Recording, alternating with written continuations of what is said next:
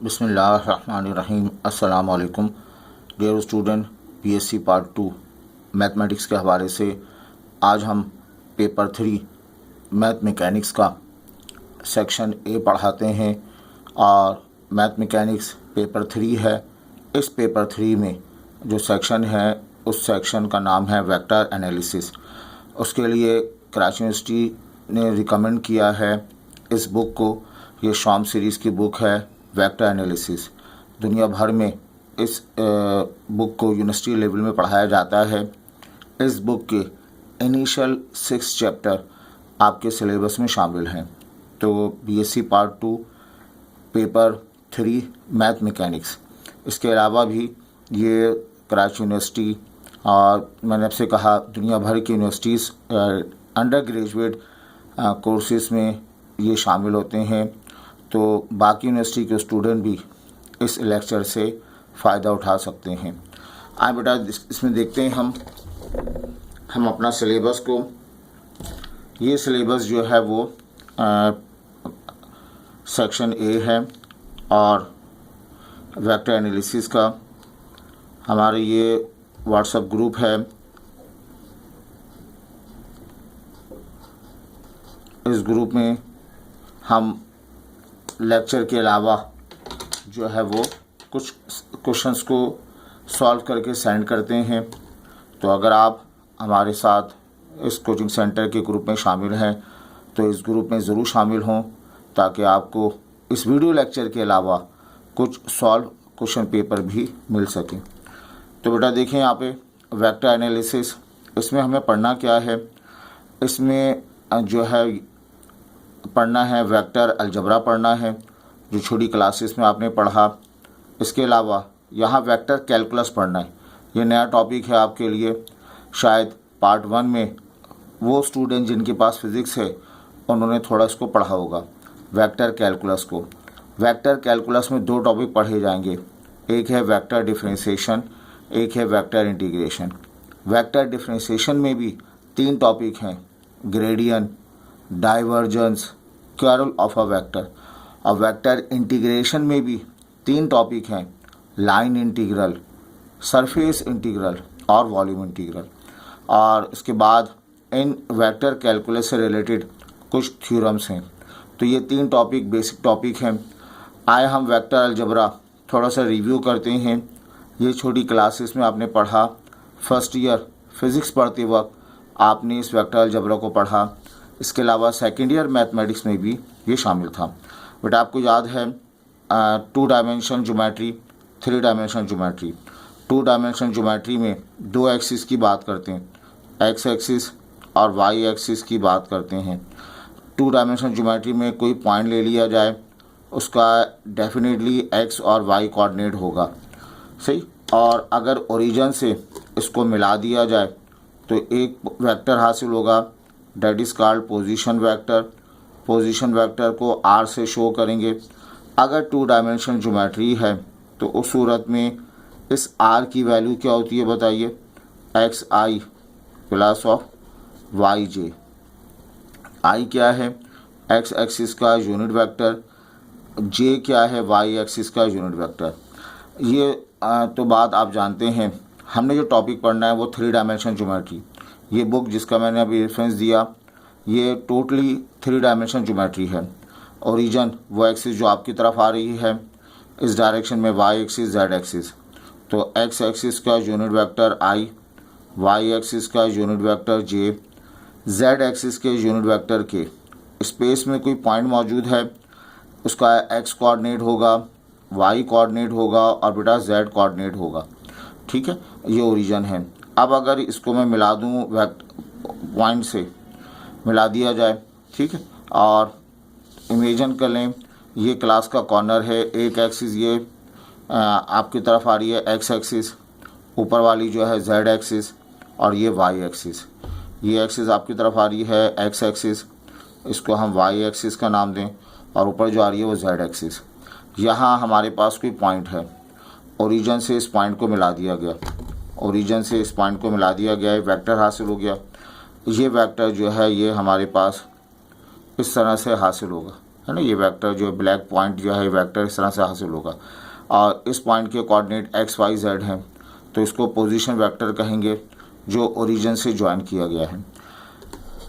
इस position vector को हम आर से शो करते हैं। इस आर का फार्मूला क्या है बताइए, एक्स आई वाई जे और प्लस ऑफ जेड के। इस आर का फार्मूला एक्स आई वाई जे जेड के। इस आर का मैग्नीट्यूड, इस आर का मैग्नीट्यूड जो है बराबर है x square plus y square plus of z square. X square magnitude का मतलब है लेंथ, ये वेक्टर आर है, इसकी लेंथ को मैग्नीट्यूड कहा। यूनिट वेक्टर क्या है, अभी आपने वेक्टर आर बनाया, एक ऐसा वेक्टर जो इसके साथ पैरेलल हो लेकिन उसकी लेंथ 1 के बराबर हो।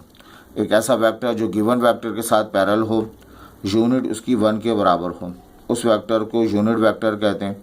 उसका फार्मूला क्या है, वेक्टर को डिवाइड कर दिया जाए, वेक्टर की मैग्नीट्यूड से डिवाइड कर दिया जाए, वेक्टर को वेक्टर की मैग्नीट्यूड से डिवाइड कर दें तो यूनिट वेक्टर आएगा। तो ये 3 बातें इंपॉर्टेंट हैं आपके लिए, मोस्टली क्वेश्चन में अप्लाई करेंगे। वेक्टर आर, आर का magnitude unit vector. Free vector क्या है, एक ऐसा वेक्टर जो ओरिजिन से ज्वाइन ना हो। स्पेस में 2 पॉइंट मौजूद हैं, पॉइंट ए और पॉइंट बी, इसको मिला दिया जाए, इस वेक्टर को फ्री वेक्टर का नाम देंगे। मतलब एक्सटेंड करने पर भी ये ओरिजिन से पास नहीं हो रहा और इसे फ्रीली तौर पे मूव कर सकते हैं। इसे पी और क्यू भी कह सकते हैं।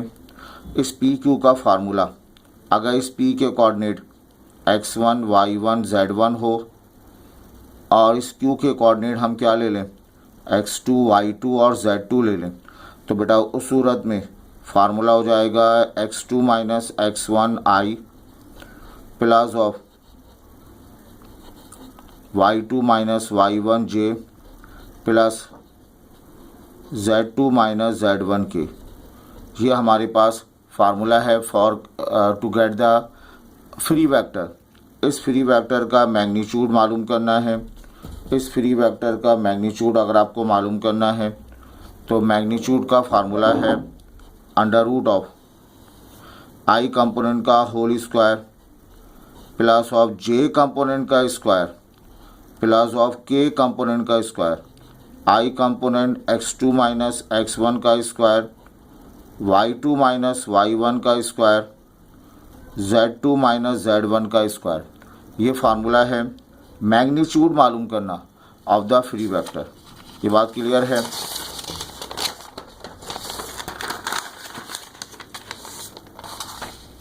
अब हमारे पास जो फ्री वेक्टर था जिसे हमने पी क्यू का नाम दिया, जो पी से स्टार्ट होके क्यू पे आता है, इसके अलॉन्ग एक वेक्टर ले लिया जाए आई ए कैप। उस ए कैप का फार्मूला, उस ए कैप का फार्मूला क्या होगा, वेक्टर को बेटा डिवाइड कर देंगे, वेक्टर की मैग्नीट्यूड से डिवाइड कर दिया जाएगा। क्लियर है। अभी हम vector algebra just for revision purpose पढ़ा रहे हैं, बहुत से आसान से क्वेश्चन हम करा रहे हैं आपको बेटा।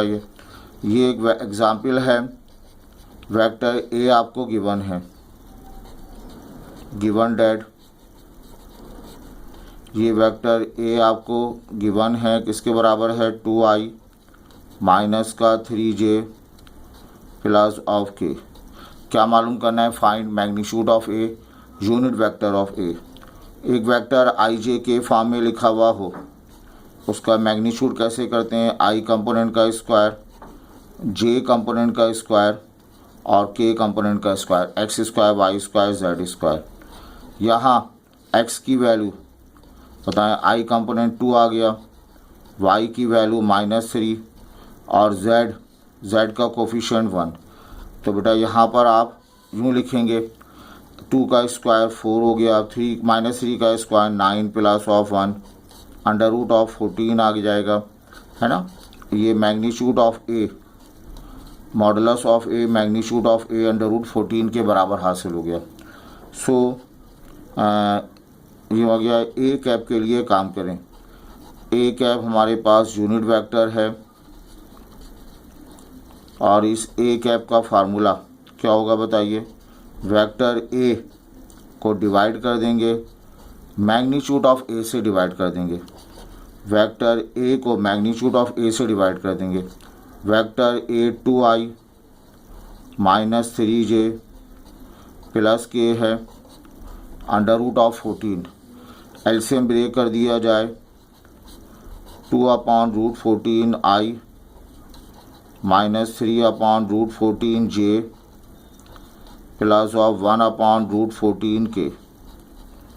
तो ये आपके पास जो है क्या हासिल हो गया बताएं, यूनिट वेक्टर हासिल हो गया। याद रखा जाए यूनिट वेक्टर का मतलब उसका जब मैग्नीट्यूड लेंगे तो वो हमेशा 1 के बराबर हासिल होगा। मॉडुलस ऑफ यूनिट वेक्टर या मैग्नीट्यूड ऑफ यूनिट वेक्टर हमेशा 1 के बराबर होता है। आई होप ये क्लियर है। अच्छा बेटा, अब फॉर प्रैक्टिस पर्पस के लिए एक दो क्वेश्चन और देखें। ये लिखे हुए आपके पास ABC 3 वेक्टर हैं, ये एक्सप्रेशन मालूम करना है, इस एक्सप्रेशन का मॉडुलस मालूम करना है। तो सॉल्यूशन हम करते हैं, मालूम करना है 2a minus b plus of 3c। तो ये सिंपली क्या लिखेंगे, 2 वेक्टर a लिख देंगे, वेक्टर b लिख दिया जाएगा और बेटा वेक्टर 3 और यहाँ वेक्टर c रिप्लेस कर देंगे। a की वैल्यू हमारे पास है 3i माइनस j माइनस का 4k, b की वैल्यू है minus 2i plus of 4j minus का 3k, ठीक है, और c की वैल्यू है i plus 2j minus k।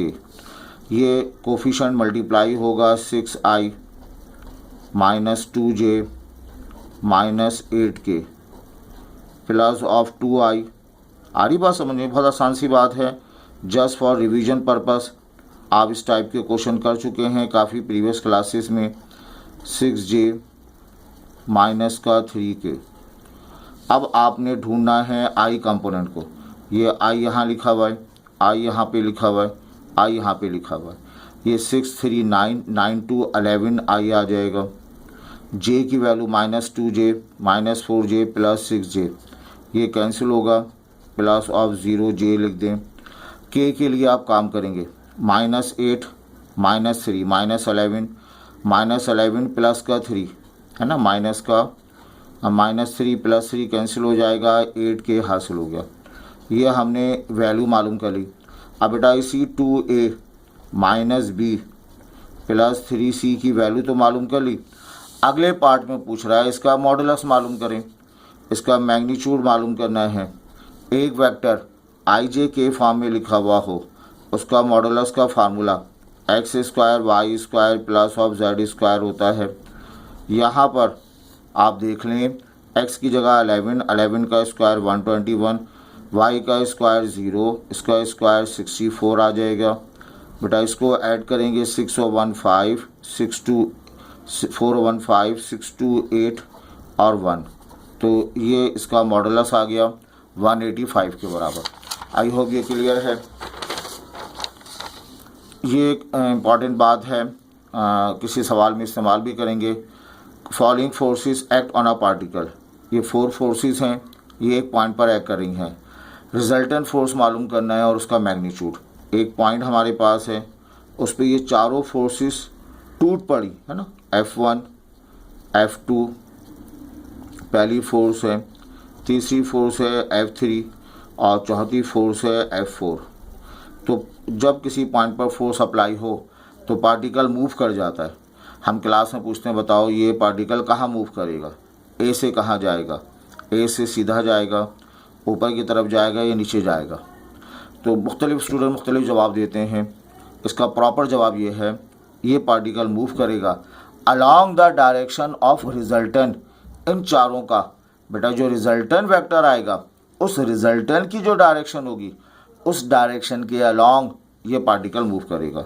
Late कर लें हम capital F be the resultant of applied forces. इन तमाम फोर्सेस के लिए, इन तमाम फोर्सेस का F जो है रिजल्टेंट है। इस F को हम मालूम कैसे करते हैं, ऐड कर लेंगे F1 F2 plus of F3 और प्लस ऑफ F4। ठीक है, अब हमें दिया हुआ है F1 की वैल्यू गिवन है, F2 की वैल्यू गिवन है, F3 की वैल्यू गिवन है, F4 की वैल्यू गिवन है। अगर आप इसे नज़र आ रहा है आपको तो ये स्टार्टिंग में लिखा हुआ है 2i plus of 3j minus 5k। बेटा ये F1 आ गया minus 5i plus j plus of 3k, ये सेकंड वेक्टर मिल गया। i minus 2j plus of 4k, ये थर्ड वेक्टर मिल गया। 4i minus 3j minus 3k हो गया। अब आपने i कंपोनेंट को जोड़ना है। 2 और 1 3, 3 और 4 7, 7 में से 5 जाएगा 2i आ जाएगा। 3 और 3 और 1 4, 3 प्लस 1 4 हो गया। माइनस 2 माइनस 3 माइनस 5, माइनस का j पढ़ा जाएगा। Minus 5 plus 3 minus 5 plus 3 minus 2, minus 2 और 4 और प्लस 2 कैंसिल हो जाएगा 0 के। तो ये F रिजल्टेंट आपको मिल गया। क्या पूछा गया? रिजल्टेंट फोर्स मालूम करनी है, मालूम कर ली। तमाम फोर्सेस को ऐड कर लिया, रिजल्टेंट फोर्स आ गया। और इसका मैग्नीट्यूड भी मालूम करना है। क्या मालूम करना है? इस वेक्टर का मैग्नीट्यूड भी मालूम करना है। तो बेटा मैग्नीट्यूड के लिए इसका मैग्नीट्यूड हम मालूम करेंगे। इस वेक्टर का मैग्नीट्यूड मालूम करते हैं। ये मैग्नीट्यूड जो है ये बराबर होगा अंडर रूट ऑफ सही i component x square plus of y square plus of z square. ये इसका फार्मूला है। ठीक है, इसमें आपने जो है x स्क्वायर लिखना है। 2 का स्क्वायर 4, माइनस 1 का स्क्वायर 1, 0 का स्क्वायर 0, तो अंडर मॉडुलस ऑफ 5। ये क्या हो गया? ये हमें मिल गया modulus magnitude of question force हासिल हो गया। आई होप ये क्लियर है। तो बेटा आज का ये पहला लेक्चर हमारे यहाँ कंप्लीट होता है। हमने आपको जो है वेक्टर अलजबरा इससे रिलेटेड चंद इंट्रोडक्शन बताया और इसके कुछ क्वेश्चंस कराए। अभी ये वेक्टर अलजबरा का टॉपिक हमारा फिनिश नहीं हुआ। इंशाल्लाह अगली क्लास में हम वेक्टर अलजबरा का टॉपिक कंटिन्यू करेंगे और कोशिश करेंगे इस सेक्शन के मैक्सिमम क्वेश्चंस, मैक्सिमम पार्ट आपको जो है इस वीडियो लेक्चर के थ्रू पढ़ा दिया जाए, ताकि आप घर बैठे इस सेक्शन को कंप्लीट करें और कोचिंग सेंटर में बर्डन कम हो और आप जो है वो अपने इम्तहान तक सारा कोर्स कंप्लीट हो जाए और आप इसको बार बार रिपीट भी कर सकें। तो बेटा कोऑपरेट कीजिएगा, अपने कमेंट से आगाह करें आपको ये लेक्चर सीरीज़ आपकी स्टडी में आपके लिए कितना फ़ायदेमंद है। Thank you. अल्लाह हाफिज़।